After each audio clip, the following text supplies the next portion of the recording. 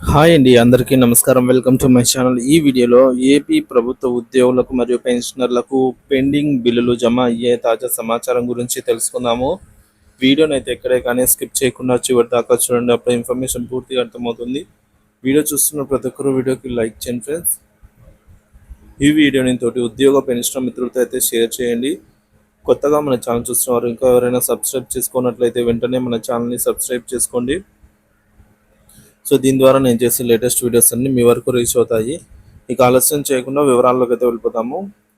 Friends, ఇక విషయానికి వచ్చినట్లయితే మెడికల్ రియంబర్స్మెంట్ అప్లై చేసిన వారికి శాంక్షన్ కూడా అయ్యాయండి. కానీ ఆర్బీఐ అప్రూవల్ చేస్తే అకౌంట్లో మనీ క్రెడిట్ అవుతుంది.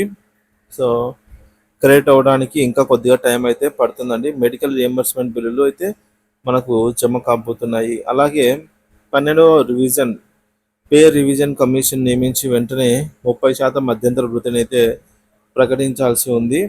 సో ప్రభుత్వం త్వరగా వీటిని అయితే ప్రకటించాలి. అలాగే ఈ లోపల మధ్యంతర వృత్తి ఐఆర్ 30% తగ్గకుండా ఇవ్వాలి. పెండింగ్ బిల్లులు ప్రకటించి డిఏ అరియర్స్ చెల్లించాలి.